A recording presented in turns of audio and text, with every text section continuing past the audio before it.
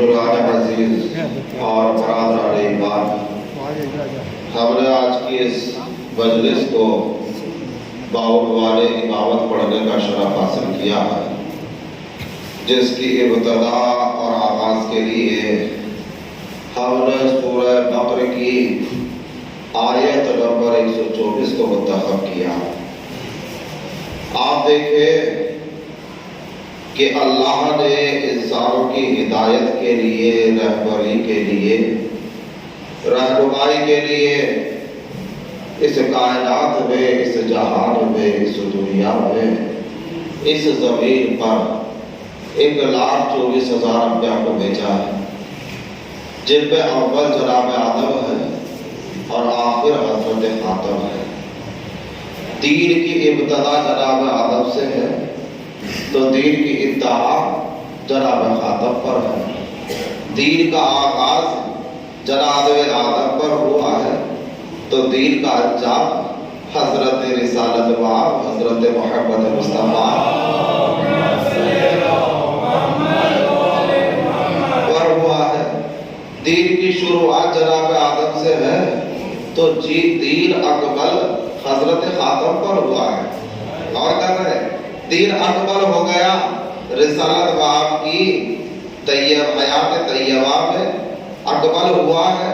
اچھا، اس آخری رسول کو بھی اور نبیوں کی طرح اس دنیا سے جانا ہے، کیونکہ صرف اور صرف 63 سال کی عمر یہ لے کر آئے ہیں اس روئے زمین پر۔ انہیں یہاں ابدی زندگی نہیں جینا ہے، ہمیشہ تو نہیں رہنا ہے، انہیں اس دنیا سے چلے جانا ہے، صرف 63 سال رہنا ہے۔ اچھا، دنیا سے جا رہے ہیں، غور کریے گا دوستوں اور عزیزوں، دین چھوڑ کر جا رہے ہیں۔ اب شیورٹی کیا ہے، گارنٹی کیا ہے کہ جیسا دین رسول اس کائنات میں اس امت کے درمیان چھوڑ کر جا رہے ہیں، وہی دین قیامت تک باقی رہے۔ قیامت تک لوگ اس میں کوئی چیز اپنی جانب سے داخل نہ کریں، قیامت تک ویسا ہی دین قائم رہے۔ شیورٹی ہے، کوئی گارنٹی ہے؟ نہ کوئی شیورٹی تھی، نہ کوئی گارنٹی تھی کہ جیسا دین رسول چھوڑ کر جا رہے ہیں ویسا دین قیامت تک قائم رہے، کوئی شیورٹی نہیں تھی دوستوں اور عزیزوں، ہے نا۔ دیکھیں ویسے بھی اس مسلمان کی، اس امت مسلمان کی جو میموری ہے نا وہ بڑی کمزور ہے یا نہیں ہے؟ اگر اس مسلمان کی میموری کمزور نہ ہوتی تو ایک رسول کے ماننے والی پوری ایک امت مسلمان 73 طریقے سے نماز نہ پڑھ رہی ہوتی۔ تھوڑا آگے آ جائیں، آگے آ جائیے تاکہ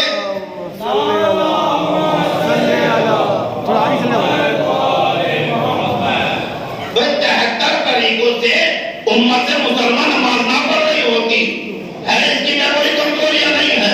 آپ دیکھیں، اگر میموری کمزور نہ ہوتی مسلمانوں کی تو نماز کے طریقے میں اختلاف نہ ہوتا، روزے کے اوقات میں اختلاف نہ ہوتا، حج کے احرام میں اختلاف نہ ہوتا۔ اور کہہ رہے نا، کیا اس مسلمان نے رسالت میں آپ کو دیکھا نہیں نماز پڑھتے ہوئے؟ پورے 10 سال مسلمانوں نے رسالت میں آپ کو نماز پڑھتے ہوئے دیکھا، لیکن جب تک رسول رہے، جب تک رسول رہے، یاد رہا طریقہ، جیسے ہی رسول آنکھوں سے اوجھل ہوئے تو نماز کا طریقہ بھول گئے۔ اب کوئی ہاتھ کھول کر پڑھ رہا ہے، کوئی ہاتھ باندھ کر، کوئی سینے پر ہاتھ باندھ کر، کوئی پشت پر ہاتھ باندھ کر، کوئی شکم پر ہاتھ باندھ کر پڑھ رہا ہے یا نہیں؟ رسول نے کتنے طریقے سے نماز پڑھی؟ ایک ہی طریقہ۔ اور کہنا دوستوں عزیزوں، تو مسلمانوں کی میموری پاور کمزور ہے نا، تبھی تو بھول گئے۔ اچھا، 10 سال تک روزہ کا افطار کرتے ہوئے دیکھا مسلمانوں نے، رسالت واب کو، رسالت واب چلے گئے تو اوقات روزہ بھول گئے، افطار کا ٹائم بھول گئے۔ کوئی مغرب سے پہلے افطار کرنے لگا، کوئی مغرب کے بعد افطار کرنے لگا۔ اچھا کہیے، رسالت میں آپ کو حج کرتے ہوئے دیکھا مسلمانوں نے، رسالت میں آپ چلے گئے تو احرام حج بھول گئے۔ تبھی تو کوئی دوش باہر رکھتا ہے حج کے احرام سے، کوئی پورے جسم پر احرام ڈالتا ہے، بھول گئے یا نہیں بھولے؟ ساری چیزیں بھول گئے۔ اگر جب تک اس مسلمان کے سامنے اس کی عادت یہ ہے کہ جب تک اس مسلمان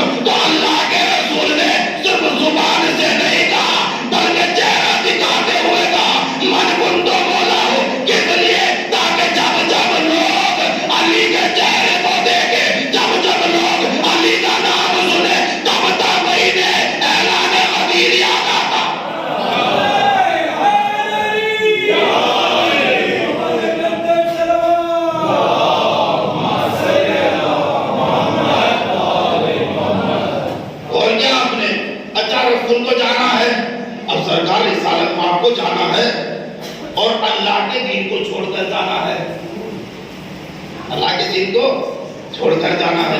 شیورٹی ہے ہی نہیں, گارنٹی نہیں ہے کہ خدا کا یہ دین ایسے ہی رہے قیامت تک. یہ امت مسلمہ اتنی اچھی تو نہیں ہے کہ اپنی مرضی سے اس میں کچھ داخل نہ کرے, یا اپنی مرضی سے اس سے کچھ خارج نہ کرے, باہر نہ نکالے. اور کہہ رہے ہیں نا, تو اب ضرورت تھی کہ رسول کے بعد کچھ ایسے افراد ہوں. سلام بھیجے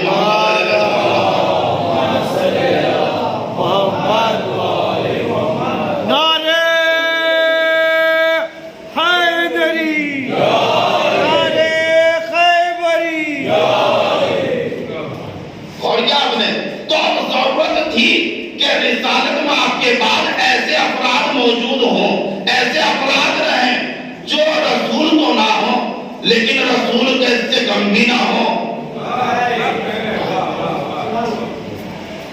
سننے کے لیے تیار ہے یا نہیں؟ بیدار ہے؟ ارے بھائی رسول تو نہ ہو, کیونکہ رسالت تو ختم ہو گئی نا آخری نبی پر, اب رسول نہیں ہوں گے. اس لیے اللہ نے بعد رسالت مآب سلسلہ امامت کو قائم کیا قیامت تک. اب یہ ظاہر رہ کر دین بچائے یا باتیں سے دین بچائیں, دین کو قائم رکھیں گے قیامت تک کے لیے. سلسلہ امامت کو قائم کیا ہے. اچھا یہیں آ کر اختلاف ہو جاتا ہے امت مسلمہ میں, ہے یہی اختلاف کی وجہ, یہیں آ کر امامت پر اختلاف ہوتا ہے امت مسلمہ میں, ہے اختلاف جبکہ ہونا نہیں چاہیے تھا, کیونکہ قرآن ہمارے درمیان موجود ہے. کوئی کہتا نہیں رسول بنا کر نہیں گئے, امام امت بنائے گی. کون بنائے گا؟ امت بنائے گی, رسول نہیں بنا کر گئے. امام کون بنائے گا؟ امت بنائے گی. کچھ کا کہنا یہ نہیں, دین اللہ کا ہے, دین پھیلانے والے اللہ نے بھیجے ہیں, تو دین بچانے والا بھی اللہ ہی بھیجے گا. ایسا یا نہیں؟ جب دین خدا کا, دین پھیلانے والے اللہ نے بھیجے ہیں, تو دین بچانے والوں کو بھی اللہ ہی بھیجے گا. ملا نہیں بنائے گا, نہیں بنائے گا. اور کہہ رہے نا دوستوں عزیزو, اللہ بنائے گا, بنائے گا یا نہیں بنائے گا؟ تو اب سنیے گا, اللہ نے اعلان کیا ہے قرآن مجید میں. قرآن مجید پڑھیں, قرآن مجید سورہ بقرہ آیت نمبر ہے 124, 124. سورہ بقرہ قرآن مجید کا دوسرا سورہ ہے, پارہ نمبر 1 ہے. ارشاد رب العزت و بسم اللہ الرحمن الرحیم, وَإِذِ ابْتَلَىٰ إِبْرَاهِيمَ رَبُّهُ کَلِمَاتٍ فَأَتَمَّهُنَّ. اے رسول ذکر کیجئے اس وقت کا, اس زمانے کا, ان لمحات کا, اس پل کا, اس لمحے کا. کس لمحے کا؟ جب اس ابراہیم کو اس کے رب نے آزمایا چند کلمات سے اور انہوں نے پورا کر دکھایا. قَالَ إِنِّي جَاعِلُكَ لِلنَّاسِ إِمَامًا, کہا ہم نے تمہیں لوگوں کے لیے امام بنایا. اللہ نے یہ کہہ کر ثابت کر دیا, قرآن میں آیت رکھ کر بتا دیا کہ ہم نے بنایا. کیا کہا اللہ نے؟ ہائے ابراہیم, ہم نے تمہیں لوگوں کے لیے امام بنایا. کس نے بنایا؟ اللہ نے بنایا. اللہ نے بتا دیا جس طرح سے نبی کا بنانا ہمارا کام ہے, اسی طرح سے امام بنانا بھی ہمارا ہی کام.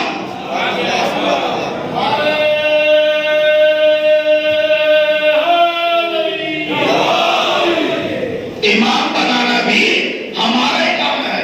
کوئی امام نہیں بنا سکتا, نہ خود سے بن سکتا ہے نہ کسی کو بنا سکتا ہے. امام بھی کون بنائے گا؟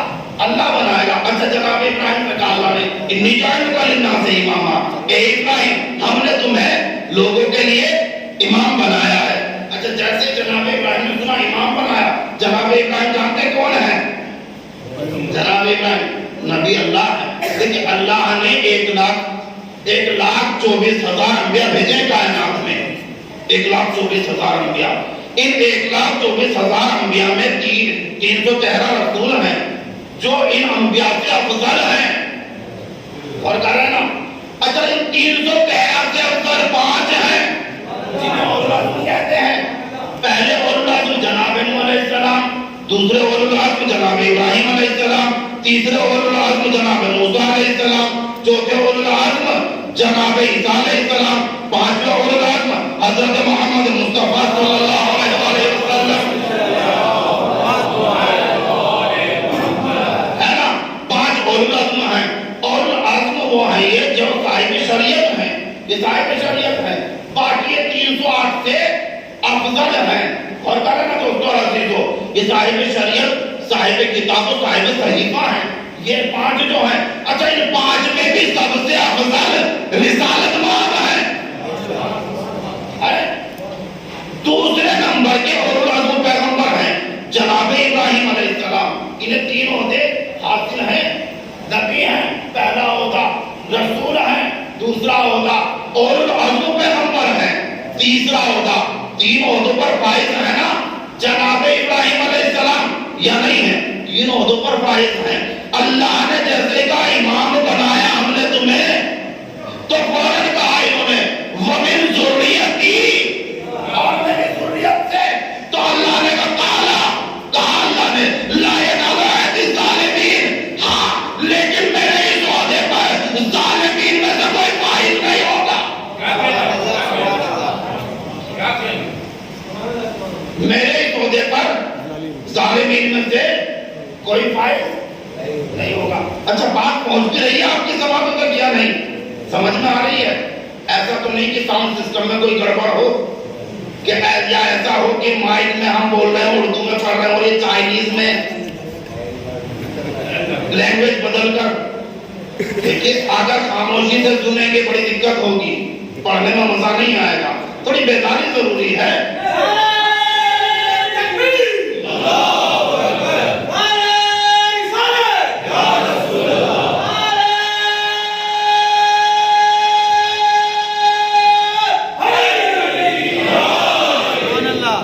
इमाम बनाया अल्लाह ने, बड़ा काम किया है इसमें, बहुत बड़ा ऐलान कर दिया।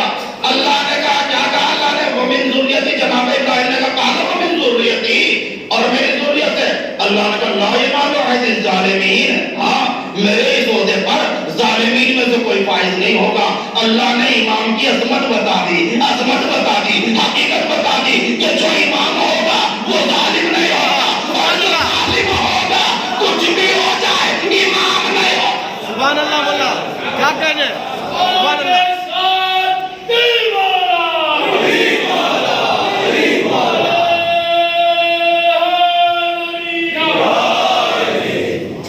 और क्या, जो इमाम होगा वो जालिम नहीं होगा, और जो जालिम होगा वो इमाम नहीं हो सकता। अब मैं क्या बयान करूं और किस तरह से बयान करूं, बड़ी दिक्कतें हो जाती है भाई। और कहिएगा, देखिए इमाम, मैं अपने अकीदे की हक्कानियत साबित करने चला हूं, अपनी अकीदे की हक की सदाकत, अपने अकीदे की सदाकत की दलील कुरान मजीद की आयतों से पेश करने चला हूं। मेरा अकीदा हक है या नहीं है? फिर बादे रिसालत का 12 इमाम है नहीं है, सिर्फ 12 है, ऐसा तो नहीं, इनके अलावा तो कोई नहीं है। एक यही है या नहीं है? इकरार करते हैं 12 ही है, इनके अलावा है नहीं है। उम्मत ने यहाँ पर इख्तलाफ किया, अपनी मर्जी से बनाया। देखिए इन 12 के अलावा अगर कोई किसी और को इमाम मान ले तो वो हक पर जानिब नहीं है। अगर 12 के अलावा किसी और को अपना इमाम मान ले तो हक पर जानिब नहीं है। क्यों? क्योंकि अल्लाह ने कहा कि ज़ालिमीन मेरे इस ओहदे पर फाइज नहीं होंगे। है? अच्छा जुल्म क्या है भाई? जुल्म की किस्में है ना, बहुत सारे किस्में हैं जुल्म की। किसी का हक गस्ब कर लेना जुल्म है, हक का छुपलाना भी जुल्म है। ठाकुर साहब बात करूंगा मैं इशारे में, अब देखें कितना समझते हैं आप। हक का छुटलाना जुल्म है, किसी का हक गस्ब कर लेना जुल्म है, किसी पर जुल्म करना, बेवजह जुल्म करना जुल्म है या नहीं है? किसी के عقل کے مطابق اسے عزت نہ دینا ظلم ہے ظلم ہے. غور کیجئے گا ہے ظلم. اب وضاحت کرنی پڑے گی سرکار ظلم ہے یا نہیں ہے. بعد رسالت میں آپ اہل بیت کے مقام کو ان کے مقام سے ہٹا دیا گیا. اہل بیت کو ان کے مقام سے ہٹا دیا گیا. ظلم ہے یا نہیں ہے. مولا کائنات پر ظلم کیا گیا, گلے میں رسی کا پھندا ڈالا گیا. ظلم ہے. جناب سیدہ کا بار ظلم ہے یا نہیں ہے.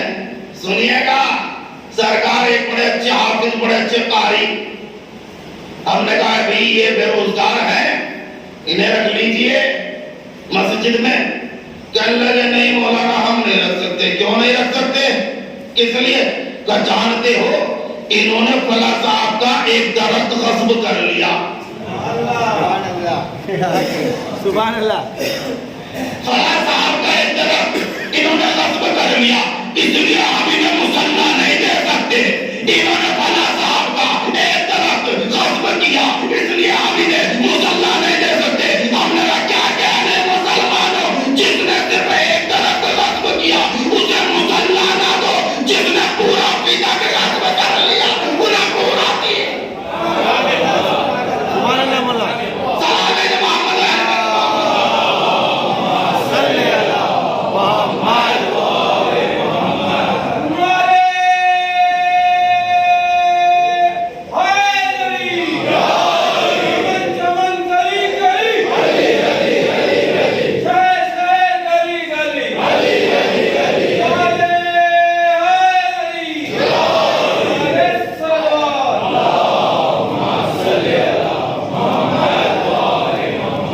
ظلم ہے نا. اچھا یہ سارے ظلم چھپائے گئے نہیں, ایسا نہیں ہوا کہ مولا کائنات کو منبر اس لیے نہیں دیا آخر رسالت میں آپ کیونکہ کم سن تھے, نوجوان تھے, ہے نا, اس لیے امت نے انہیں نہیں دیا, بزرگوں کو دے دیا. دیکھیں توہین کسی کے نہیں, حقیقت بیان کرو, توہین نہیں, بزرگوں کو دے دیا. چلیے ٹھیک ہے, اس لیے ممبر نہیں دیا مولا کائنات کو کیونکہ جوان تھے. یہ ظلم نہیں ہے, انہیں دے دیا گا. اچھا چلیے ظلم سے بچ رہے ہیں, یہاں چلیے ٹھیک ہے کہ نہیں, یہ ظلم نہیں ہے. اچھا فدق کی بات ہے, کہنے لگے وہ بات ایسی ہے کہ فدق تو بھائی نہیں جناب سیدہ کا, وہ تو حکومت کا تھا, کیونکہ رسول تو کچھ چھوڑ کے جاتے ہی نہیں, صدقہ ہوتا ہے. ہائے ہائے غور کر رہے. اچھا صدقہ کھانے والوں نے فدق کو بھی صدقہ بنا دیا کہ صدقہ ہوتا ہے, تو یہ بھی ظلم نہیں کیا. ہم نے کہا سارے ظلم چھپا لیجئے کہ اہل بیت پہ کچھ کیا ہی نہیں, لیکن ایک ظلم چاہ کر بھی نہیں چھپا سکتے. صرف یہی ظلم نہیں ہے کسی کا حق غصب کر دینا, کسی کو بے وجہ قتل کر دینا, کسی کی شان میں گستاخی, یہی ظلم نہیں ہے. قرآن مجید سے ایک ظلم ثابت کروں جسے پوری امت مسلمہ کے علماء مل کر بھی ایڑی سے چوٹی تک کا زور لگا دے تو چھپا نہیں سکتے. سنیے جناب موسیٰ علیہ السلام سرکار نے وعدہ کیا آؤ کوہ طور پر تو ہم تمہیں توریت دیں گے, 30 راتوں کے لیے آ جاؤ. 30 سے بڑھ کر یہ 40 ہو گئی. 40 رات کے لیے جدا ہوئے جناب موسیٰ علیہ السلام اپنی امت سے. توریت لینے کا عبادت کر رہے ہیں. 40ویں دن اللہ توریت نازل کرے گا, لکھی ہوئی نازل ہوئی, لوح پر تختیوں پر لکھی ہوئی نازل ہوئی, نازل کرے گا اللہ 40ویں روز. 40 دن ہو گئے. جناب موسیٰ جب اپنی امت سے نکلے تو ان کی قوم میں ایک شخص تھا جس کا نام تھا سامری. اس ملعون نے جانتے کیا کیا, اس نے دیکھا کہ جناب جبرائیل جس گھوڑے پر سوار ہو کر آتے تھے تو اس گھوڑے کے پوڑ کے نیچے کی مٹی زندہ ہو جاتی ہے. اب اس نے کیا کیا جناب موسیٰ کے بعد قوم بنی اسرائیل کے وہ جواہرات جمع کر آئے جو مصر سے لے کر آئے تھے, سب کو جمع کر کر گلا دیا سونے چاندی کے جواہرات. گلانے کے بعد اس نے ایک بچڑے کی مورت بنائی, مجسمہ بنایا اور اس کے قالب میں رکھ دیا اس مٹی کو, جس کی وجہ سے اس میں آواز پیدا ہو گئی اور لوگوں کو دعوت دی دیکھو یہ ہے خدا, اس کی عبادت کرو. پوری امت بنی اسرائیل جو جناب موسیٰ کی امت قوم بنی اسرائیل اس بچڑے کو پوجنے لگی. غور کر لینا دوستو عزیزو, بچڑے کی عبادت کرنے لگی. پوچھ رہی ہے. اچھا غیر اللہ کو پوچھنا کیا ہے؟ قرآن مجید سورہ بقرہ، قرآن مجید کا پارہ نمبر 1 سورہ نمبر 2 آیت نمبر ہے 51 51 آیت. اللہ نے بیان کیا بسم اللہ الرحمن الرحیم وَإِذْ وَعَدْنَا مُوسَىٰ 40 لَيْلَةً ثُمَّ اتَّخَذْتُمُ الْعِجْلَ مِن بَعْدِهِ وَأَنْتُمْ ظَالِمُونَ. اے رسول اس وعدے کا ذکر کیجئے جو ہم نے موسیٰ سے کیا 40 راتوں کا کہ کوئے دور پر آؤ گے تو توریت دیں گے. جیسے ہی موسیٰ اپنی موت سے پھرے تو ان کی قوم نے ان کے بعد بچڑے کی پرستش، بچڑے کی عبادت شروع کر دی، بچڑے کو پوجنے لگے. اللہ نے کہا وَأَنْتُمْ ظَالِمُونَ، یہ ظلم کر رہے تھے. یہ کیا کر رہے تھے؟ ظلم کر رہے تھے. اللہ نے کیا کہا ہے؟ غیر اللہ کو پوجنا. نہیں بیدار ہوئے بھائی، نہیں بیدار ہوئے. غیر اللہ کو پوجنا ظلم ہے، مجسموں کو پوجنا ظلم ہے. اب مسلمانوں قرآن سر پر رکھ کر قسم کھا کر بتاؤ رسالت مآب سے پہلے کون سی ایسی ذات ہے جس نے خود کو نہ پوجا؟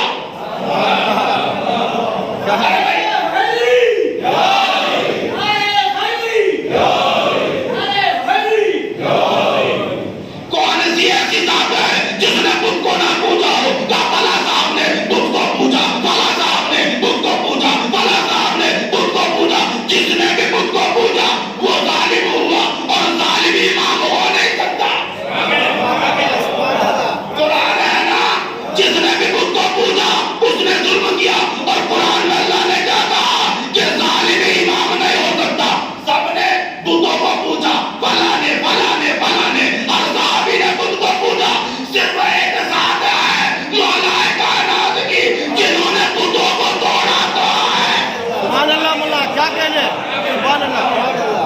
سلام ہے جب محمد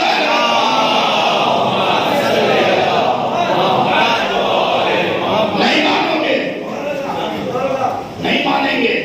دکھائیے آپ بدھ کو پوجا ہے کہیں، توڑا ضرور ہے. ان کے سامنے ہاتھ نہیں جوڑا. صحیح میں صحیح روایت لا کر دکھا دیجئے ایسا اگر ہو. کہا نہیں. اور کیا نا آپ نے تو سرکار یہ ہے سچے امام نہیں ہے. اسلام کا سارا جمع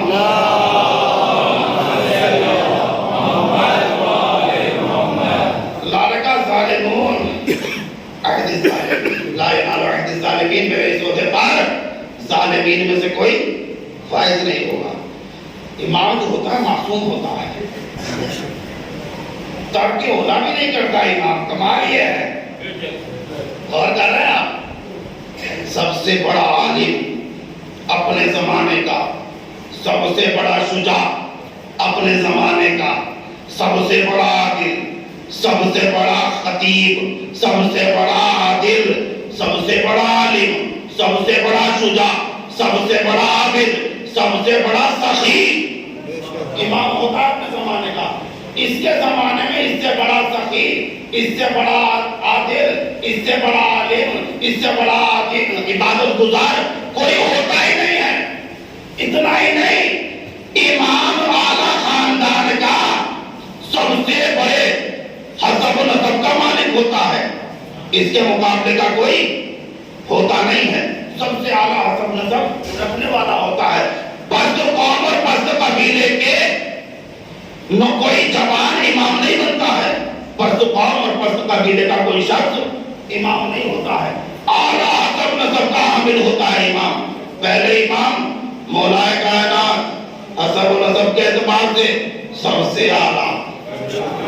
اور کیا ہے عرب میں سب سے بلند قبیلہ قریش، قریش میں سب سے بلند خاندان بنی ہاشم، اور بنی ہاشم میں سب سے افضل یا تو جناب عبداللہ یا جناب ابو طالب. اور کہنا دوستوں عزیزوں سب سے افضل ہے نا، دو ہی کا سب سے افضل ہے. اچھا جناب ابو طالب مولا کائنات کے بابا اور والدہ جناب فاطمہ بنت اسد یہ بھی ہاشمی ہیں.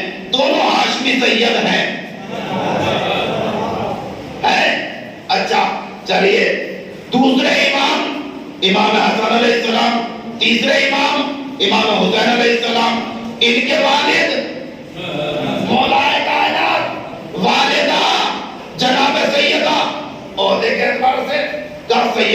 الدین مولا کائنات والدہ سیدہ نساء العالمین اور دونوں یہ امام سید شباب اہل جنہ ہے ان کے مقابلے کا کوئی لا سکتے کا بالکل بھی نہیں ہے. آ جائیے چوتھے امام دادا سید الوسیم دادی سیدہ نساء العالمین چچا اور والد سید سردار جوان جنت کا سردار سید شباب اہل جنہ اور والدہ امام زین العابدین علیہ السلام کی شاہ زنان ایران کے آخری بادشاہ کی بیٹی ہے جناب شاہ زنان. غور کریے گا ایران کا آخری بادشاہ یزد جرد نوشہر بہادر کی پوتی ہے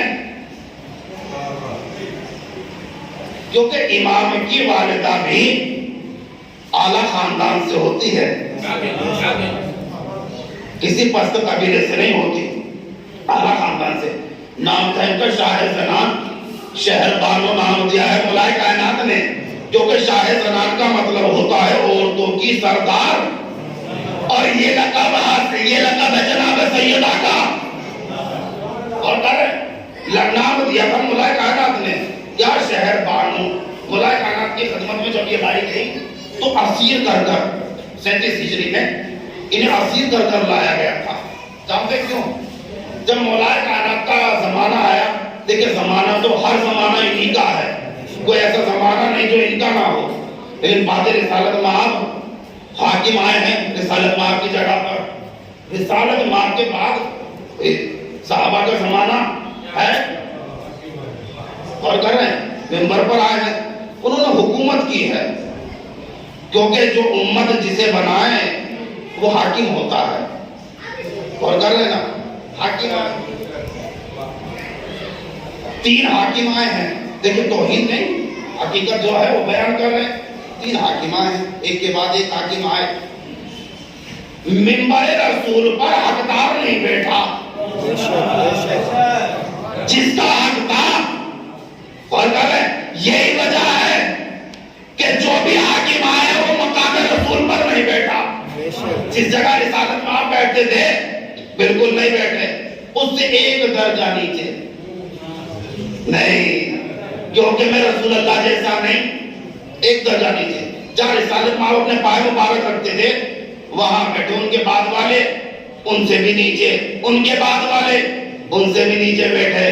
لیکن جب مولا کائنات کا زمانہ آیا تو اس جگہ بیٹھے جہاں رسالت میں آپ بیٹھتے تھے لوگوں میں چین گوئیاں ہونے لگی. حضرت علی تو وہاں بیٹھ گئے جہاں رسول اللہ بیٹھتے تھے. بڑے جاہل لوگ تھے اتنا بھی نہیں سمجھ پائے کہ جو علی شب ہجرت رسول کی جان بچانے کے لیے بستر رسول پر سو سکتا ہے کیا وہ علی رسول کا دین بچانے کے لیے مقام رسول پر نہیں بیٹھ سکتا.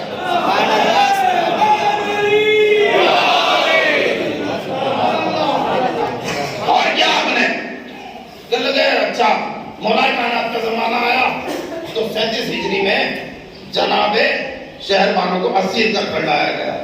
37 ہجری میں یہ آئی ہے. مولا کائنات نے جیسے ہی شاہی خاندان کی ان خاتونوں کو دیکھا 2 بہنیں ایک روایت کے مطابق اور ایک روایت کے مطابق 3 بہنیں ہیں ایک ہندوستان میں بھی آئی ہے. جیسے مولا کائنات نے دیکھا شاہی گھرانے کی یہ لڑکیاں ہاتھوں میں رسن بندی ہوئی ہے تو مولا کہا کہ نہیں اعلیٰ گھرانے کی بیٹیوں کو قید نہیں کیا جاتا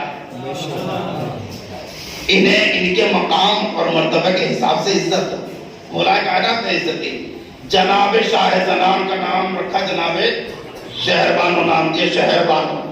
ان کا عقد کیا امام حسین علیہ السلام سے. مسلمان ہو چکی تھی کافرہ نہیں تھی غور کیجئے گا. اور دوسری بہن جناب گیہان بانو نام ملتا ہے مہر بانو نام بھی ملتا ہے. ان کا عقد کیا محمد بن ابی بکر سے جناب محمد بن ابی بکر سے 2 بہنوں کا. اور کیجئے گا جب 37 ہجری میں عقد ہو گیا مولا حسین کا پہلا عقد جناب شہر بانو سے عقد ہو گیا. 38 ہجری میں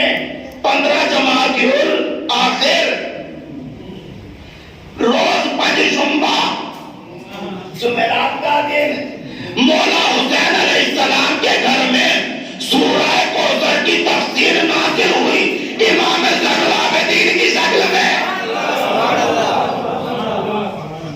معصوم، امام، عابد، زاہد، سخی، شجاع، بالکل پہلے امام کی طرح. نام علی، شجاعت بھی وہی، سخاوت بھی وہی، عدالت بھی وہی، گھر کی جگہ طہارت بھی وہی، عبادت بھی وہی. مولا سجاد کی عبادت جانتے ہیں؟ امام سجاد علیہ السلام کی کیا عالم تھا اور کیا کیفیت تھی عبادت کی، کس قدر عبادت گزار تھے. کیونکہ امام جو ہوتا ہے نا اپنے زمانے کا سب سے بڑا عابد ہوتا ہے. سنیے گا، حاکم عبد الملک بن مروان نے مولا سجاد کو دربار میں بلایا. کیونکہ دیکھیں تخت پر تو بیٹھ جاتے تھے لوگ اور خلافت کا دعویٰ بھی کر دیتے تھے، لیکن جب بھی کوئی مسئلہ درپیش ہوتا تھا نا، جب بھی کوئی مشکل سامنے آتی تھی تو اسی طرح کا رخ کرتے تھے، کیونکہ جانتے تھے کہ مشکل میں مشکل کشائی کوئی اور کر نہیں سکتا. مولا سجاد کو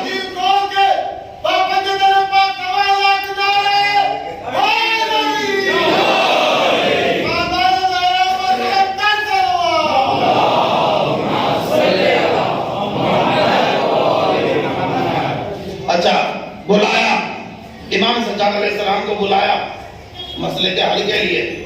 تو جب بلایا گیا تو امام سجاد علیہ السلام جیسے داخل ہوئے اس کے دربار پہ کا استقبال کیا. اب پیشانی کی جانب جیسے ہی دیکھا، نورانی پیشانی پر سجدے کا ابھرا ہوا نشان. کس قدر سال میں 2 مرتبہ کاٹا جاتا تھا، اور جب کاٹا جاتا تھا تو 6 تہ نکلا کرتی تھی، تب جا کر پیشانی کے لیول میں آ 2 مرتبہ کاٹا جاتا. اسے بولتے ہیں، آپ نے اونٹ دیکھا ہے، اونٹ کے جوائنٹ پر جو چیزیں اونٹ کی زمین سے ٹچ ہوتی ہیں بلیک اسپاٹ ہو جاتے ہیں، اسے بولتے ہیں گھٹا. ہے گھٹا جی. ایک ہوتا ہے گھٹ، آپ کی ساؤتھ کی زبان میں سخت چیز، اسے بولتے ہیں گھٹ. گھٹ بولتے ہیں نا ساؤتھ کی زبان میں. اچھا جو کھار سخت ہو جائے اسے گھٹا کر دیا گیا، اسی کو گھٹا بولتے ہیں نا، گھٹا. گھٹے پڑ جاتے تھے پیشانی پر امام سجاد علیہ السلام کی. جیسے ہی پیشانی دیکھی، نورانی پیشانی پر سجدے کا سیاہ نشان، کہنے لگا کہ فیبنا رسول اللہ، آپ تو اس اہل بیت سے ہو جنہیں اللہ نے جنت کا وارث قرار دیا ہے، جنت کے مالک آپ ہو، جنت آپ بانٹو گے، جنت میراث آپ کی ہے، جنت ملکیت آپ کی ہے، پھر اتنی عبادت کیوں کرتے ہو؟ کیونکہ مسلمان عبادت کرتا ہے تو جنت کے لالچ میں. اگر اسے پتہ چل جائے جنت میں جائے گا تو عبادت چھوڑ دے. جنت کے لالچ میں تو عبادت کر رہا ہے نا مسلمان. آپ دیکھ لیجئے جب ترغیب دلائی جاتی ہے نا، رغبت دلائی جاتی ہے، جب تبلیغ کرتے ہیں مقررین، مولوی، ملا، حافظ، قاری، مبلغ، تو کہتے ہیں نماز پڑھو، کیوں کہ جنت ملے گی. روزہ رکھو جنت ملے گی، حج کرو جنت ملے گی، خمس دو جنت ملے گی، جہاد کرو جنت ملے گی. سارے کام مسلمان انجام دے رہا جنت کے لالچ میں. اور سرکار نمازی کی گارنٹی نہیں ہے کہ جنت میں چلا جائے، روزدار کی گارنٹی نہیں ہے. نا نا نا، منبر سے بول رہا ہوں، ایسے نہیں، حق بیان کروں گا. نمازی اسی لیے سب جنت کے لالچ میں کر رہے ہیں نا، جنت کے لالچ میں، جنت کے لالچ میں. اسی لیے نمازی کی گارنٹی نہیں ہے جنت میں چلا جائے، روزہ دار کی گارنٹی نہیں ہے جنت میں چلا جائے، حج کرنے والے حاجی کی گارنٹی نہیں ہے جنت میں چلا جائے، لیکن آزادار کی گارنٹی ہے کہ جنت سے باہر رہے.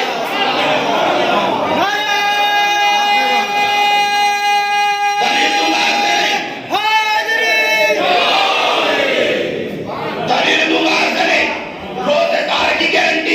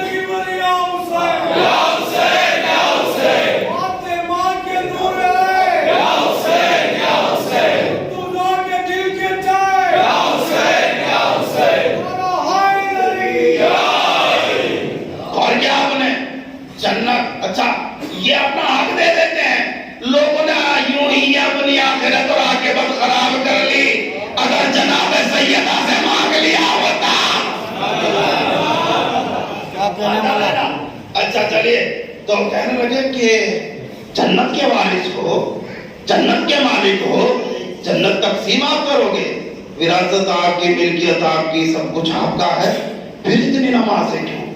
دیکھیں ایک بہت اہم پیغام دینے چلا ہوں دوستو اور عزیزو، اور اسے یاد رکھیے گا، فراموش نہ کیجیے گا۔ ہمارے یہاں عموماً ہوتا یہ ہے، ہم نماز جب زیادہ پڑھتے ہیں، جانتے ہیں کب پڑھتے ہیں نماز زیادہ؟ جب ہم فرصت میں ہوں، فرصت کے لمحات ہوں، نماز لمبی ہوگی، دعائیں لمبی ہوگی، جب فرصت ہو۔ اچھا فرصت ہوتی کب ہے؟ جب کاروبار ٹوٹا ہوا ہو، نعمتیں کم ہو گئی ہو، روزی کچھ زیادہ نہ رہی ہو، اور کرے نا، تبھی تو ہم زیادہ عبادت کرتے ہیں۔ نعمتیں کم ہو گئی، کاروبار ٹوٹ گیا ہمارا، عبادت اب زیادہ ہو جاتی ہے، دعائیں زیادہ ہو جاتی ہیں۔ اچھا کاروبار بڑا اچھا چلنے لگا، روزی کچھ زیادہ کر دی اللہ نے، نعمتیں زیادہ نازل ہونے لگی، اب عبادت گھٹ جاتی ہے۔ اب عبادت کم، اب پوچھئے مسجد میں دکھائی نہیں دیتے آپ کہ سرکار کیا کرے، وہ کاروبار ماشاءاللہ بڑی تیزی پر ہے، آرڈر پورے نہیں ہوتے، تو بے وقت نماز پڑھ لیتے ہیں آ کر خادثہ کال کر رہے نا۔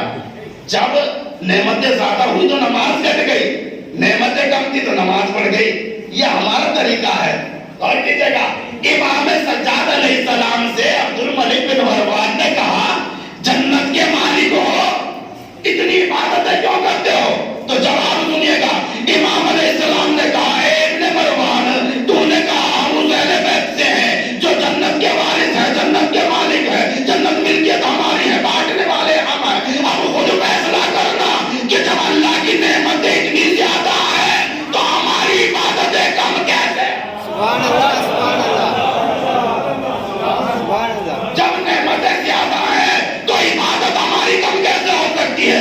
سن ابن مروان، اگر ہمارے اعضائے جسم اللہ کی عبادت کرتے کرتے بیکار بھی ہو جائے تو اس کی نعمتوں کا شکر ادا نہیں کرتے۔ اور کیا آپ نے؟ اور سن، اگر ہمارے دوست پر لوگوں کے حق نہ ہوتے تو ہمیں لوگ محراب عبادت سے باہر نہ دیتے، باہر دیکھتے ہی نہیں۔ اور کیا آپ نے؟ تو یہ ہے عبادت امام۔ سب سے بڑا عابد، سب سے بڑا شجاع ہوتا ہے اپنے زمانے کا امام جو ہوتا ہے، سب سے بڑا شجاع دیکھیں گے آپ امام سجاد علیہ السلام کو 9 محرم شب عاشور، 9 محرم بولا عباس کو ساتھ لیے ہوئے اور جناب لیکر کو ساتھ لیے ہوئے، بولا سجاد چلے، چچا ذرا معائنہ کرے کہ یزید نے کتنا بڑا لشکر ہمارے لیے، ہمارے مقابلے کے لیے جمع کیا ہے، ذرا دیکھیں تو صحیح۔ ایک بلندی پر آ گئے، امام نے جو دیکھا کہ چچا بس اتنا سا لشکر؟ روایتیں 2 لاکھ تک کا وجبہ بتاتے ہیں، اور ممکن ہے، کوئی بڑی بات نہیں ہے، کیونکہ شام سے بڑے بڑے لشکر آئے ہیں۔ کوفے کی خود کی آبادی 40,000 سے زیادہ کی تھی، کوفے سے لشکر گئے ہیں۔ جبھی تو 80 میل کا فاصلہ ہے، 80 کلومیٹر ہے کوفہ کربلا سے، 90 کلومیٹر۔ جب امام حسین علیہ السلام نے حملہ کیا ہے تو فوج یزید کوفہ کی دیواروں سے ٹکراتی تھی، یعنی کہ لشکر کثیر تھا کربلا میں۔ امام سجاد کھڑے ہو کر دیکھ رہے، چچا بس اتنا سا لشکر، اس لشکر کے لیے ہم تیر کافی ہیں۔ میں میمنہ سے جاؤں گا، بھیان پر میسرہ سے، اور آپ کل میں لشکر میں گھس جانا، تیر کے علاوہ کسی کی ضرورت۔ غور کریں، شجاعت امام۔ اچھا عبد الملک بن مروان نے امام علیہ السلام کو قید کرا دیا، کیونکہ جاسوس لگے ہوتے تھے اس زمانے میں، اور پیسے کے لالچ میں بادشاہوں کو خبریں الٹی سیدھی دیتے تھے کہ وہ تو آپ کے خلاف بیان بازی کر رہے ہیں، لوگ ان کے حامی زیادہ ہوتے جا رہے ہیں، تمہاری حکومت تو خطرے میں ہے، اس نے قید کرا دیا۔ امام علیہ السلام کو جب قید کرایا تو راوی جو ہے اس روایت کے دو کتابوں سے میں بیان کر رہا ہوں، دعوت الثاقبہ جلد نمبر 2 باب نمبر 6 اور بہار الانوار، جا کر دیکھ سکتے دونوں کتابوں میں روایت کہ جب قید کرایا تو ابن شہاب زہری امام کے چاہنے والوں میں سے وہ بیان کرتے مجھے پتا چلا کہ ملک شام سے عبد الملک کے سپاہی آئے اور امام کو قید کر لیا گیا، شام لے جانا چاہتے ہیں۔ مدینے کے باہر ایک خیمے میں امام کو قید کیا گیا تھا، ابھی تیاریاں ہو رہی تھی شام جانے کی، روانگی ہو رہی ہے شام کے لیے۔ زہری گئے، کہنے لگے سپاہیوں سے کہ میں اپنے امام سے ملاقات کرنا چاہتا ہوں، اپنے امام کو سلام کرنا چاہتا ہوں، مجھے اجازت ہے؟ انہوں نے اجازت دی۔ کہتے جب میں خیمے میں داخل ہوا تو دیکھا کہ امام پاؤں میں زنجیر، پاؤں میں بیڑیاں ہیں، ہاتھوں میں ہتھکڑیاں، گلے میں توق ہے۔ امام کی یہ حالت دیکھ کر میری آنکھوں میں آنسو آ گئے، گریا کرنے لگے۔ بولا پھر سے زندان، پھر سے قید، پھر سے توق و زنجیر۔ امام نے کہا سوری، ہماری اس حالت پر رو رہے ہو؟ سنو، اگر یہ امتحانات ہم خود قبول کر لیں تو الگ بات ہے، نہیں تو ان کو ضرورت کہاں کہ ہمیں قید کریں، ان کو ضرورت کہاں کہ ہمیں قید کریں۔ یہ امتحانات ہم خود قبول کر لیں الگ بات ہے، ان میں ضرورت نہیں ہے ہمیں قید کریں۔ وہ وقت تھا امتحان دینے کا، اور کیجیے گا وہ وقت تھا امتحانات کا، تو اس لیے ہم نے ظلم برداشت کیے ہیں، کیونکہ لوگوں کو توحید پر لانا تھا، رسول کی رسالت یاد دلانی تھی۔ بعد رسالت مآب لوگ بتوں کو نہیں پوچھ رہے تھے، ان کا خدا ہو گیا تھا پیسہ دولت، تو توحید یاد دلانی تھی، اس لیے ہم نے وہ ظلم برداشت کیا۔ ان میں اب طاقت نہیں ہے، یہ ہم نے جو یہ توق و زنجیر پہنا ہوا ہے نا، یہ ہم نے اس لیے پہنا ہوا ہے کہ کہیں یہ ہمارے شیعوں پر ظلم نہ ڈھائیں، میں 2 منزل تک ان کے ساتھ جاؤں گا، پھر یہ مجھے نہیں پائیں گے۔ اور کیجیے گا ان کے ساتھ جا اس لیے رہا ہوں کہ کہیں یہ میرے شیعوں پر ظلم نہ کریں۔ اچھا یہ کہنے لگا، دل میں سوچنے لگا کہ گلے میں توق ہے، ہاتھوں میں ہتھکڑیاں ہیں، پاؤں میں بیڑیاں ہیں، پھر بھی اتنی بڑی بڑی باتیں، تھا کہنے والا، لیکن دل میں یہ بات آ گئی۔ امام نے اس کا دل بڑھا کر زہری ذرا میری جانب دیکھنا۔ جیسے ہی اس نے امام کی جانب دیکھا اور امام نے اشارہ کیا، ساری چیزیں اپنے آپ جدا ہو گئی۔ سنیے گا، اب یہ ابن شہاب کہتے ہیں کہ جب امام کو لے کر چلے گئے عبد الملک بن مروان کے سپاہی، تو ابھی 4 راتیں گزری تھی کہ یہ واپس آئے مدینہ میں، مدینے کی گلیوں میں ڈھونڈ رہے ہیں، کچھ تلاش کر رہے تھے۔ میں نے دیکھا وہی سپاہی ہیں، میں نے پوچھا کسے تلاش کرتے ہو؟ کہا امام سجاد کو۔ کہا تم تو قید کر لے گئے تھے۔ کہا ہم قید کر لے گئے تھے، یہاں سے 2 منزل دور گئے تھے، جاگ کر پہرا دیکھتے تھے، ہدج میں دیکھا ہتھکڑیاں بیڑیاں تو ہیں، امام نظر نہیں۔ ہتھکڑیاں بیڑیاں ہیں، امام نہیں ہے۔ اور کیجئے یہ ہے معجزہ امام۔ اب روبے امام سن لیجئے۔ اچھا ابن شہاب کہتے ہیں کہ میں شام گیا اور عبد الملک سے میری ملاقات ہوئی، تو عبد الملک نے کہا تیرے سپاہی امام سجاد کو تلاش کر رہے تھے جبکہ وہ تو قید کر لے چلے تھے۔ کہنے لگا جس دن میرے سپاہیوں سے وہ جدا ہوئے ہیں نا، اس دن میرے پاس آئے، جیسے ان کے چہرے پر میری نظر پڑی، ان کے چہرے میں وہ روب و جلال تھا کہ میں تھر تھر کانپنے لگا۔ شام کا حاکم امام کے سامنے ہوا، امام کے سامنے آیا تو کھڑا ہوا، تھر تھر کانپ رہا خوف سے۔ امام نے کہا مجھ سے چاہتا کیا ہے؟ تیرے اور میرے درمیان دشمنی کیا ہے؟ کیوں میرے در پہ ہے؟ کہنے لگا میں صرف اتنی ایک بات چاہتا ہوں، میرے ساتھ رہیے۔ امام نے کہا میں رسول کے روزے کو نہیں چھوڑ سکتا ہوں۔ کیا میرے سامنے سے غائب ہو گئے؟ یہ ہے روبے امام۔ اور کیا سمجھ میں آیا؟ امام ظلم برداشت کرتے ہیں تو کس لیے؟ لوگوں کو دین پر لانے کی وجہ سے، دین خدا کو بچانے کی وجہ سے.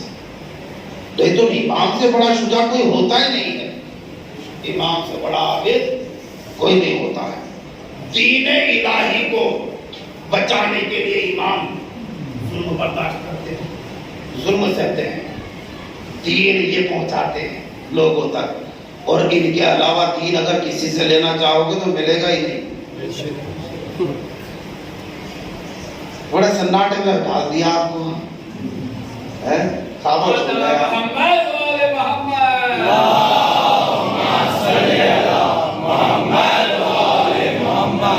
خاموش ہو گئے. اب تھوڑا سا پڑھو کچھ, ابھی تو ٹائم ہے.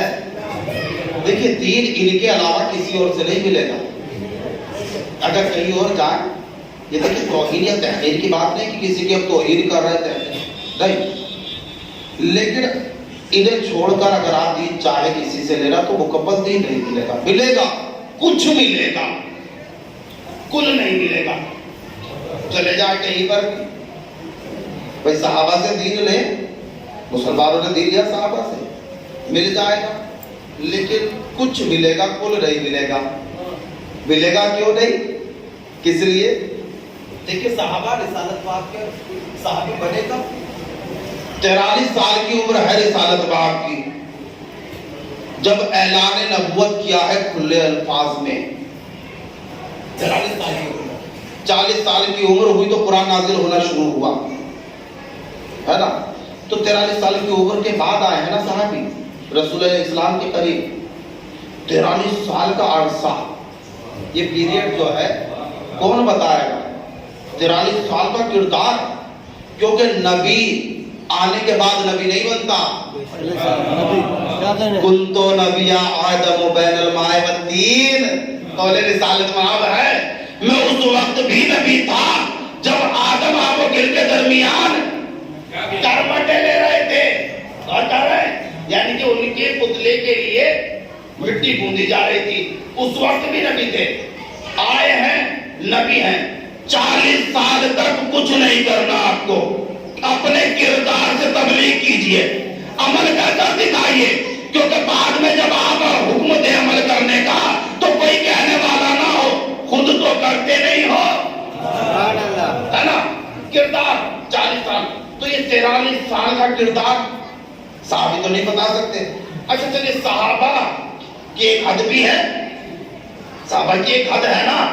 صحابہ رسول کا کردار بتا دیں گے آپ کو, لیکن گھر کے باہر کا کردار, گھر کے اندر کیسے رہتے تھے رسالت میں آپ صحابی بتا سکتے ہیں, کیونکہ انٹری ہے ہی نہیں, نو انٹری.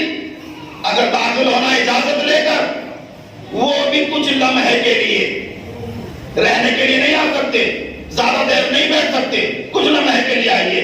اچھا باہر کا کردار بتا دیں گے. ازواج رسول سے اگر 3 لوگ ہیں تو مکمل نہیں ملے گا, کیونکہ ان کی حد ہے 4 دیواری. اچھا وہ آئی بھی ہے کب؟ 53 سال کی زندگی رسول کی گزر چکی ہے. 10 سال کا کردار وہ بھی گھر کے اندر کا بتا سکتی ہے. رسول بیٹھتے تھے کیسے, رسول کھانا کیسے کھاتے تھے, رسول سوتے کیسے تھے. غور کریں نا, مکمل دین, مکمل سیرت رسول ازواج مطہرات بھی نہیں دے سکتی ہیں. اصحاب باوفا مکمل دین نہیں دے سکتے ہیں, ازواج مطہرات مکمل دین نہیں دے سکتی ہیں. اگر مکمل دین ملے گا تو صرف اور صرف اہل بیت سے. غور کیجئے گا, ارے بھائی اصحاب باوفا رسول کی جنگ کا طریقہ بتا سکتے ہیں, رسول کی صلح کا طریقہ بتا سکتے ہیں, لیکن اہل بیت رسول وہ ہے جو صلح کر بھی دکھا سکتے ہیں, رسول کی جنگ کر بھی. ازواج مطہرات رسول کے سونے کا طریقہ تو بتا سکتی ہے, سو کر نہیں دکھا سکتی ہے. اہل بیت وہ ہے جو رسول کے سونے کا طریقہ بھی بتا سکتے ہیں, رسول کی طرح سو کر بھی دکھا.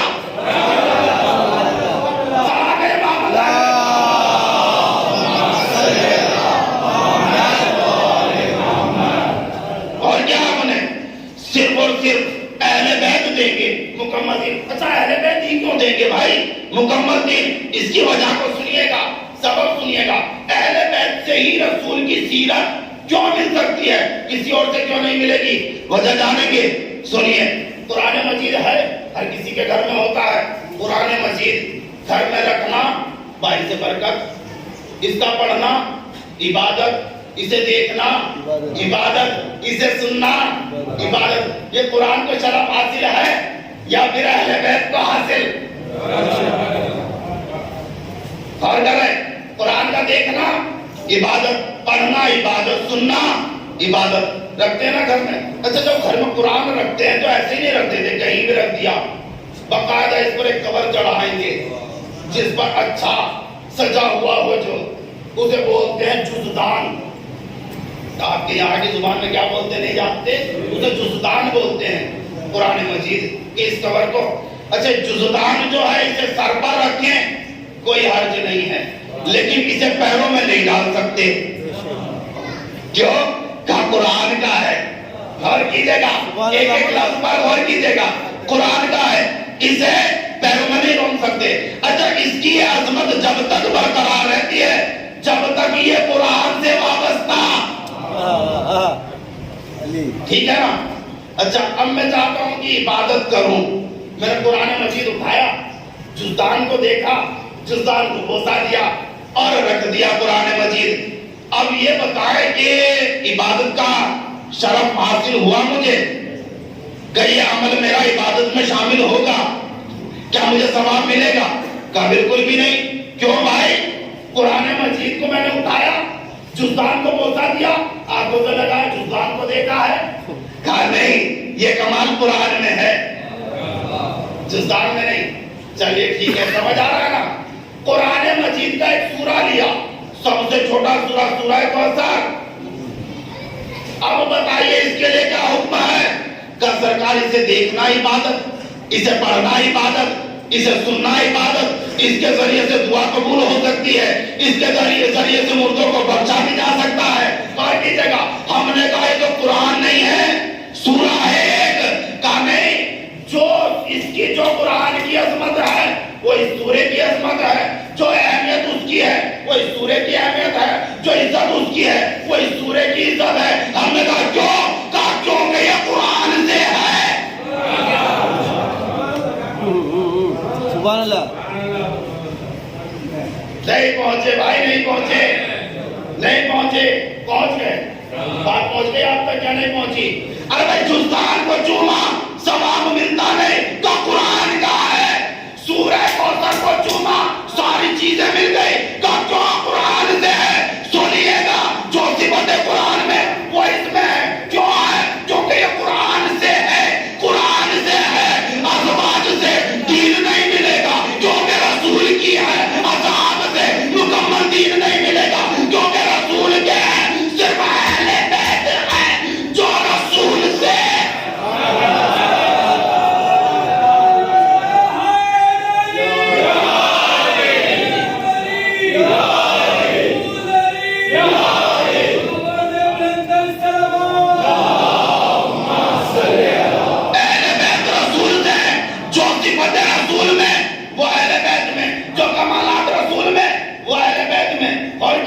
اس لیے مکمل دین اگر مل سکتا ہے تو صرف اور صرف اہل بیت سے ملے گا.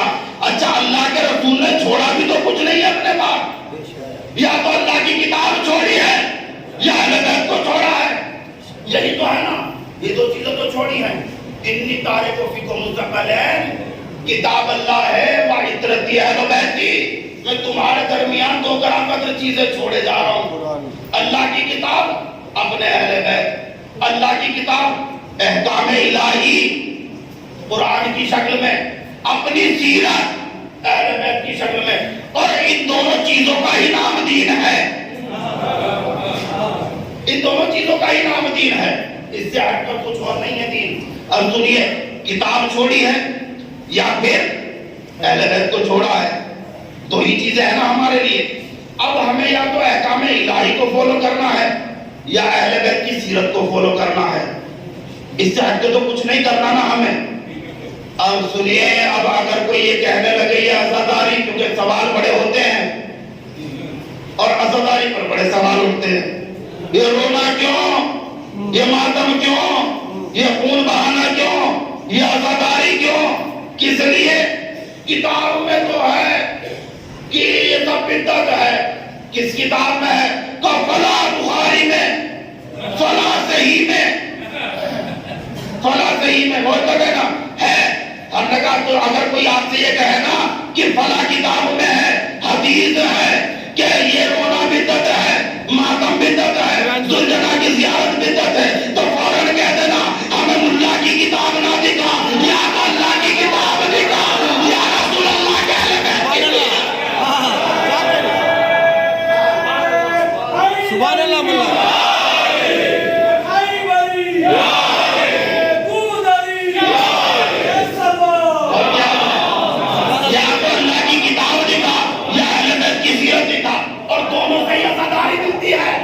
قرآن میں عزاداری ہے. اگر نہ ہو تو چھوڑ دے. ہم نہ کرتے اگر قرآن میں عزاداری نہ ہوگی. ہے عزاداری. اور کیجئے گا ہمارا کوئی بھی عمل قرآن یا سیرت اہل بیت سے ہٹ کر قرآن سے ثابت ہے. عزاداری قرآن مجید سورہ یوسف قرآن مجید کا 12واں سورہ ہے اور آیت نمبر 85 جا کر پڑھیے. جناب یعقوب علیہ السلام کے 13 بچے.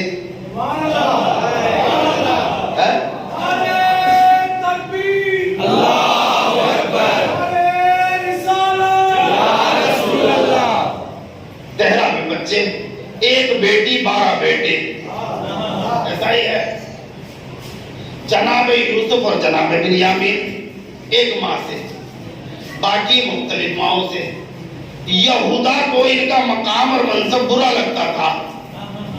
بابا انہی کو چاہتے ہیں یوسف کو قتل کر ڈالو، بابا سے جدا کر دو. 10 بھائیوں نے میٹنگ کی، قتل کرنے کے لیے لے گیا اور کر رہے نا. لیکن لاوی آڑے آ گئے. جناب لاوی انہوں نے کہا نہیں، قتل نہ کرو. آغا صاحب اگر آپ تاریخ آپ نے دیکھی ہو تو جناب یوسف علیہ السلام کی ذریت میں نبوت نہیں رکھی اللہ نے. جناب لاوی کی ذریت میں نبوت رکھی. کس لیے؟ کہ اللہ کو ایک عمل پسند آ گیا کہ اس نے اللہ کی حجت کو قتل ہونے سے بچایا. اچھا جناب لاوی آڑے آ گئے تو کنویں میں ڈال دیا گیا انہیں، اور ایک بھیڑ کے خون کو کرتے پر لگا کر یہ لوگ چلے. کہنے لگے بابا یوسف کو تو بھیڑیے نے کھا لیا. اچھا بھیڑیے نے کھا لیا. جناب یعقوب رونے لگے، گریہ کرنے لگے. تاریخ کہتی ہے جناب یعقوب نے بیت الحزن بنایا. سوگوار ہو گئے جناب یعقوب. بیٹے کے بچھڑنے پر سوگوار ہو گئے جناب یعقوب. انہوں نے بنایا بیت الحزن. آپ میری جاری متوجہ رہے. بنایا بیت الحزن. کس نے؟ یعقوب علیہ السلام نے. بیت الحزن. اب بیت الحزن کیا کا مطلب کیا ہے آپ بتا دیجئے. عزا خانہ. عزا خانہ بنانا سنت نبی ہے، سیرت معصوم ہے. اور کیجئے گا 2 معصوموں نے عزا خانے بنائے ہیں. ایک جناب یعقوب علیہ السلام نے اور ایک جناب سیدہ کے لیے مولا کائنات نے عزا خانہ بنایا. اچھا عزا خانہ بنا، اس میں گریہ کرتے تھے. جانتے قرآن کی آیت کیا کہتی ہے؟ سورہ یوسف قرآن مجید کا 12واں سورہ آیت نمبر 85 85 بھی آیت. وَتَوَلَّ عَنْهُمْ. جب انہوں نے کہا کہ یوسف کو بھیڑیوں نے کھا لیا تو قرآن کہتا وَتَوَلَّ عَنْهُمْ. جناب یعقوب نے ان سے منہ پھیر لیا. وَقَالَ يَا أَسَفَا عَلَى يُوسُفَ. اور کہا جناب یعقوب نے ہائے افسوس ہو یوسف پر. وَبِيَضَّتْ عَيْنَهُ. وَبِيَضَّتْ عَيْنَهُ مِنَ الْحُزْنِ فَهُوَ كَظِيمٌ. جناب یعقوب نے اتنا گریہ کیا کہ ان کی آنکھیں گریہ کی وجہ سے سفید ہو گئی. جبکہ وہ غم کا ضبط کرنے والے تھے، بڑے صابر تھے، غم کو پینے والے تھے. فَهُوَ كَظِيمٌ. قرآن مجید کی آیت ہے نا. جناب یعقوب نے عزاداری کی. قرآن مجید موجود ہے آپ کے سامنے، ہٹ کر تو نہیں تھا، گریا کر رہے جناب یعقوب علیہ السلام. تاریخ پڑھ لیجئے، جناب یعقوب علیہ السلام نے گریا کیا دوستو اور عزیزوں. کس نے؟ جناب یعقوب علیہ السلام نے گریا کیا. کنعان میں رہتے تھے جناب یعقوب علیہ السلام. کنعان والوں نے کبھی نہیں کہا یعقوب علیہ السلام سے آ کر کیوں روتے ہو، رونے کی وجہ کیا ہے؟ نہیں رو، غلط بات ہے. کنعان والے کچھ نہیں کہہ رہے تھے، اعتراض نہیں کیا. اعتراض کیا بھی تو کس نے کیا؟ یہودا نے کیا، جو نبی کو قتل کرنے چلا تھا، یا اس کے حامیوں نے کیا. اور کیجئے گا، قرآن ہے، قرآن سے ہٹ کر تو بیان نہیں کرو، روایت نہیں، قرآن کی آیت ہے.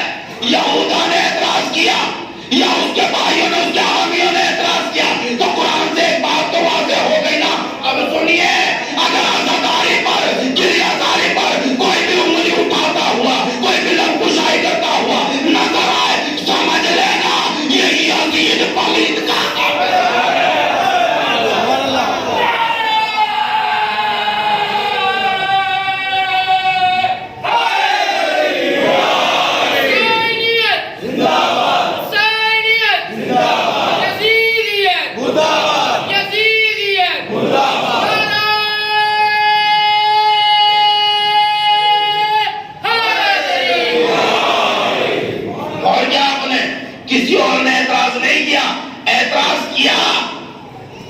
قرآن کہہ رہا ہے یہ اعتراض کوئی اور نہیں کرتا، ہمیشہ یا تو قاتل کرتا ہے یا قاتل کے حامی کرتے ہیں، کوئی اور نہیں. تو قرآن سے ثابت ہے نا عزاداری، ہٹ کر تو نہیں ہے.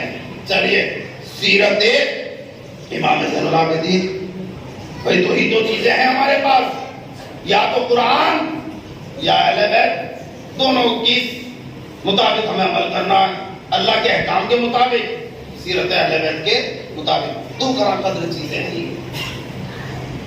جس میں ایک ایک سے افضل ہے، کوئی کسی سے موزون نہیں ہے، دونوں ایک جیسی ہیں. دو گرام قدر کا استعمال ہے، دو گرام قدر چیزیں چھوڑ رہا ہوں تمہارے درمیان جو ایک جیسی ہے، کوئی کسی سے افضل و موزون نہیں ہے. قرآن، جو قرآن ہے وہ اہل بیت ہے. حقیقت تو یہ ہے کہ جو قرآن ہے وہ اہل بیت ہے، جو اہل بیت ہے وہ قرآن ہے. قرآن دیکھیے آپ، قرآن نور، قرآن بشیر ہے تو اہل بیت بشیر ہے، قرآن نذیر ہے تو اہل بیت نذیر ہے. قرآن پاک ہے، اس کے نزدیک نجیس جا نہیں سکتا، تو اہل بیت کے نزدیک نجیس جا نہیں سکتا. قرآن نور ہے، اہل بیت نور ہے. فرق اتنا سا ہے، جو نور اللہ کے الفاظ میں ڈالا وہ قرآن بنا، اور جو نور مجسموں میں ڈالا اتنا سا فرق ہے. تو دو کو ہی فالو کرنا ہے. سیرت امام زین العابدین علیہ السلام دیکھیں، 10 منٹ بس دیکھیں امام کی سیرت سے کیا لکھا ہے. کربلا کے بعد امام علیہ السلام 34 سال زندہ رہے، اس دنیا میں رہے 34 سال. بعد کربلا 95 ہجری میں آپ کی شہادت ہے، 61 ہجری میں واقع کربلا ہے. تو 34 سال کی مدت آپ نے اس روئے زمین پر گزاری. جب تک رہے، عزادار رہے، سوگوار رہے، ماتمدار رہے. زمانے نے ان کی عزاداری دیکھی. جب کوئی شادی کی دعوت دیتا تھا تو امام کہتے تھے مجلس کرو، اپنے یہاں مجلس کرو. اسی لیے ہمارے یہاں منڈے کے روز مجلس ہوتی ہے تاکہ امام ہمارے یہاں ہیں، اسی لیے کی جاتی ہے. سوگوار گلی سے گزرتے، سپاہ جانور کو دیکھتے تو بساب سے پوچھتے پانی پلایا تھا. بساب کہتا مولا ایسا تو ہوتا ہی نہیں کہ ہم پانی نہ پلائیں. جب تک ہم پانی کا ظرف سامنے سے نہیں ہٹاتے، جب تک جانور 3 مرتبہ اپنا منہ نہیں ہٹا دیتے. تو امام علیہ السلام کربلا کا رخ کر کہتے ہائے میرے بابا، 3 دن کے بھوکے پیاس سے ذبح کر دیے گئے، گریا کرتے رہتا ہوں. اور اور سنیے گا آنکھوں سے پانی نہیں بہتا، خون بہا ہے آنسو سے، امام نے خون بہایا ہے آنکھوں سے۔ جانتے خون کب نکلتا ہے آنکھوں سے؟ جب انسان کی آنکھوں کا پانی خشک ہو جائے اور انسان گریا کرتا رہے تو آنکھوں سے خون جاری ہو جاتا ہے۔ جب انسان کی آنکھوں پر زور پڑتا رہے اور پانی خشک ہو جائے، اس قدر گریا کرتے تھے امام، روتے رہے۔ سوگوار کا ماتم کرنا ہے، آج امام حسین کے عزادار کا ماتم کرنا ہے، امام حسین کے ماتمدار کا ماتم کرنا ہے۔ بڑے امتحانات دیے ہیں امام نے۔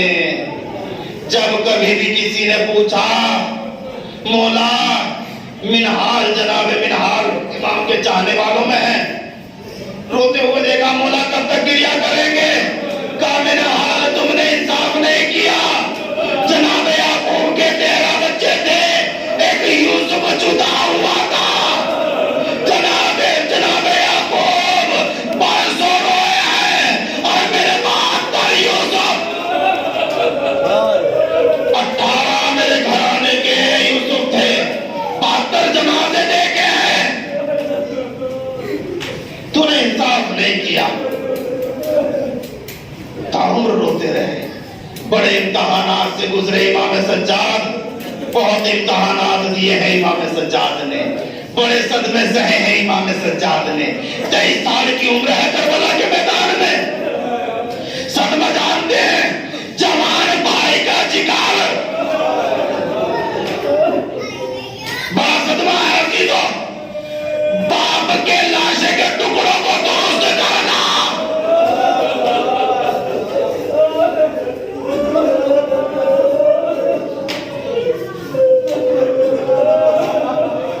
باپ کے لاشے کے ٹکڑوں کو درست کرنا، خدا نے وہ منظر دیکھا ہے کسی جوان لال کو جو امام سجاد نے دیکھا، باپ کے لاشوں کے ٹکڑوں کو درست کر رہے تھے،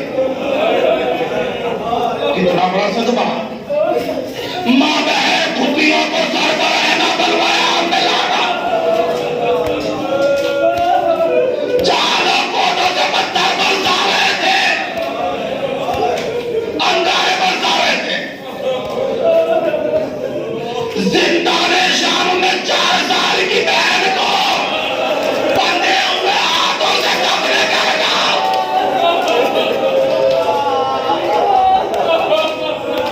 کتنا بڑا صدمہ ہے، کتنا بڑا امتحان ہے۔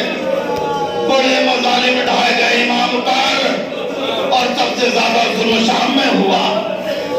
جب بھی کوئی پوچھتا تھا مولا سب سے زیادہ مظالم کہاں ڈھائے گئے، تو امام علیہ السلام کہتے تھے الشام، الشام، الشام، کیونکہ نامحرموں کا مجمع تھا، ماں بہن کو بھی آسر پڑے گا۔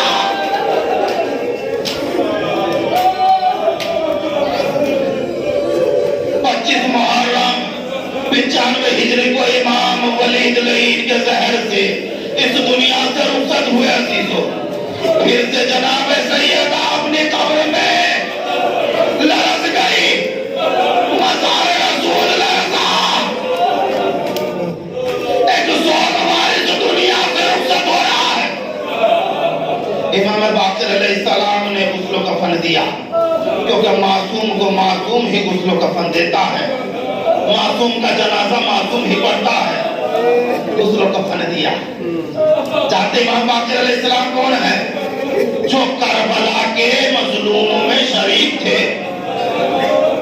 عمر بہت کم تھی، 3 یا 4 سال کی عمر کربلا کے میدان میں۔ انہوں نے سارے مظالم اپنی آنکھوں سے دیکھے ہیں، سارے مظالم سہے ہیں، 3 دن بھوک پیاس برداشت کی ہے، تپتی ہوئی زمین کربلا پر شہدائے کربلا کے لاشوں کو بھی دیکھا ہے۔ امام باقر علیہ السلام نے اپنے بابا کے جنازے کو غسل دے رہے ہیں، کفن دے رہے ہیں، سینے پر ہاتھ رکھ کر ذرا سوچنا، کیا امام باقر کو کربلا